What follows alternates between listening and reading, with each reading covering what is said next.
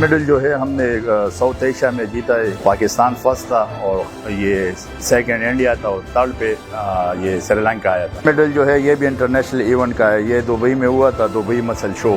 تو اس میں نے یہ ٹاپ 5 میں میڈل ہوا تھا.